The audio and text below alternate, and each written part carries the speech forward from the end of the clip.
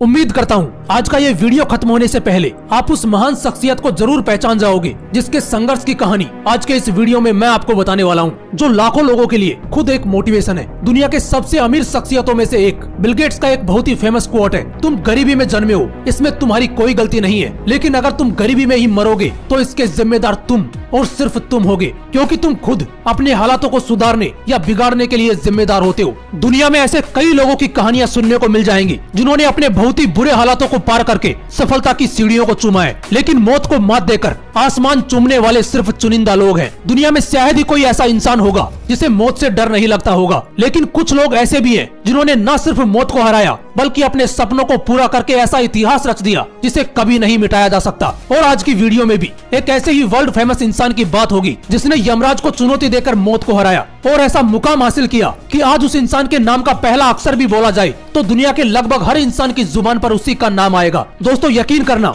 आज की ये रियल लाइफ स्टोरी न सिर्फ आपको अपने सपनों को पूरा करने के लिए एनकरेज करेगी बल्कि जिंदगी जीने का एक नया तरीका आपके सामने रख देगी। So let's start the story. आज से 37 साल पहले 5 फरवरी 1985 में यूरोप के एक बेहद ही खूबसूरत देश पुर्तगाल में एक ऐसे बच्चे का जन्म हुआ था जो शायद पैदा होने से पहले ही इस दुनिया को अलविदा कह देता। आप शायद सोच रहे होंगे कि उसे कोई बीमारी होगी, लेकिन नहीं, खुद उसके माँ बाप उसे मारने वाले थे, मगर जानबूझ के नहीं बल्कि उनकी वो मजबूरी थी। दरअसल उसकी माँ लोगों के घरों में जाके खाना बनाने का काम करती थी और उसके पिता शहर के म्युनिसिपालिटी में माली का काम करते थे। इस बच्चे के जन्म से पहले इनको 2 बेटे और एक बेटी थी। वो दोनों अपने 3 बच्चों के साथ कच्ची छत वाले एक टूटे फूटे मकान में रहा करते थे। दोनों को इन 3 बच्चों के लिए 2 वक्त का खाना नसीब कराना भी बहुत मुश्किल हो रहा था और उसी में माँ चौथे बच्चे को लेकर प्रेग्नेंट थी। उस माँ को लगने लगा था कि इन 3 बच्चों को पालने में ही जान निकली जा रही है, तो इस चौथे बच्चे को कैसे पाल पाएंगी। उस माँ ने अपने दिल पर पत्थर रखकर अबॉर्शन कराने का सोचा। वो कई डॉक्टर्स के पास गई,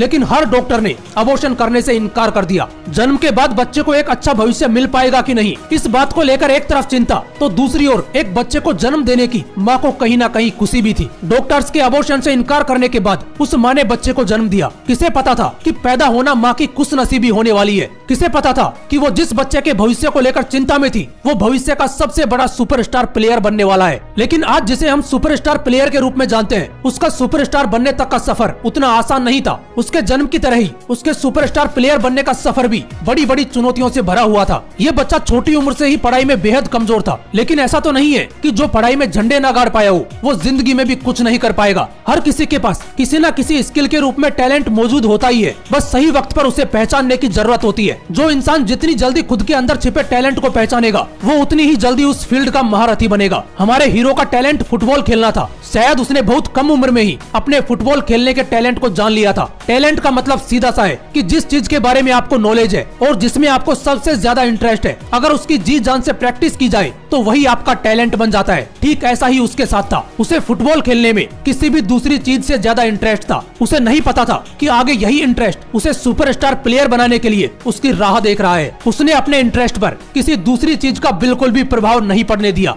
नतीजन मात्र 7 साल की उम्र में ही उसे फुटबॉल क्लब में खेलने का मौका मिल गया। उसकी जबरदस्त स्किल्स को देखते हुए सिर्फ 11 साल की उम्र में ही पुर्तगाल के सबसे बड़े फुटबॉल क्लब ने उसे शामिल कर लिया। फुटबॉल के इस जुनून की वजह से उसे परिवार को छोड़कर जाना पड़ा। वो अपने परिवार से इतना ज्यादा डीपली जुड़ा हुआ था कि जाते वक्त वो खूब रोया, पर उसे पता था कि परिवार को दुख की घड़ियों से बाहर निकालना है तो परिवार को छोड़कर जाना ही पड़ेगा। 14 साल की उम्र में उसके स्कूल के टीचर ने उसे डांटा तो उसने अपने पास रखी कुर्सी को टीचर के ऊपर दे मारा। टीचर ने आग बबूला होकर कहा कि तू लाइफ में कुछ नहीं बन पाएगा, तू जैसा है वैसा ही रहेगा। इस बात को उस बंदे ने दिल पर ले लिया और वो पहले से भी ज्यादा प्रैक्टिस करने लगा, अपनी स्किल्स को और ज्यादा इम्प्रूव करने में जुट गया। आज वो बंदा इतना सक्सेसफुल हो चुका है, लेकिन उसके बावजूद भी अपने हार्ड प्रैक्टिस को करना कभी नहीं छोड़ता। अभी उसका जुनून सिर चढ़कर बोल ही रहा था कि उसकी लाइफ में एक बहुत ही बड़ी चुनौती सामने आ खड़ी हुई। 15 साल की उम्र में उसे पता चला कि उसे दिल से जुड़ी एक बीमारी है। डॉक्टर ने उसे साफ कह दिया कि तुम्हें फुटबॉल खेलना बंद करना होगा या फिर एक बहुत ही रिस्की हार्ट सर्जरी करनी होगी जिसमें जान जाने के चांसेस बहुत ज्यादा हैं। मतलब उसके पास 2 ऑप्शन थे, एक फुटबॉल और दूसरी उसकी जान। उसने फुटबॉल के लिए अपनी जान दांव पर लगा दी। कहते हैं ना कि जिंदगी से लड़के अगर खुद का हौसला बुलंद रखा जाए तो मौत भी तुम्हारे आगे झुक जाएगी। उस लड़के ने तो जान के आगे अपने पैशन को चुना था, मौत को तो उसके सामने झुकना ही था। वो मौत के मुंह से बाहर निकल कर आया। कुछ दिनों के ब्रेक के बाद उसने फिर से पूरे जोर के साथ फुटबॉल की प्रैक्टिस करना शुरू कर दिया। 18 साल की उम्र में उसे एक बहुत बड़े फुटबॉल क्लब ने 24 मिलियन यूरोज की भारी रकम के साथ खरीद लिया। उस वक्त किसी भी 18 साल के प्लेयर को दी गई ये सबसे बड़ी रकम थी। अभी कामयाबी की राह शुरू ही हुई थी कि उसकी लाइफ की सबसे बड़ी ट्रेजेडी उसके सामने आ खड़ी हुई। 2005 में शराब पीने की वजह से उसके पिता की मौत हो गई। इस घटना ने उसको हिलाकर रख दिया, क्योंकि वो उसके पिता ही थे जो हर बात को लेकर उसे सपोर्ट करते थे। वो हर बात अपने पिता से शेयर करता था। उसके पिता की मृत्यु के 3 साल बाद उसके फुटबॉल स्किल्स ने उसे दुनिया का सबसे महंगा प्लेयर बना दिया। उसके कोच बताते हैं कि एक बार वो रात में खिड़की से नीचे पेड़ों की तरफ देख रहे थे। उन्हें वहाँ एक आदमी दिखाई दिया। उन्हें लगा कि वो कोई चोर होगा, लेकिन वो कोई और नहीं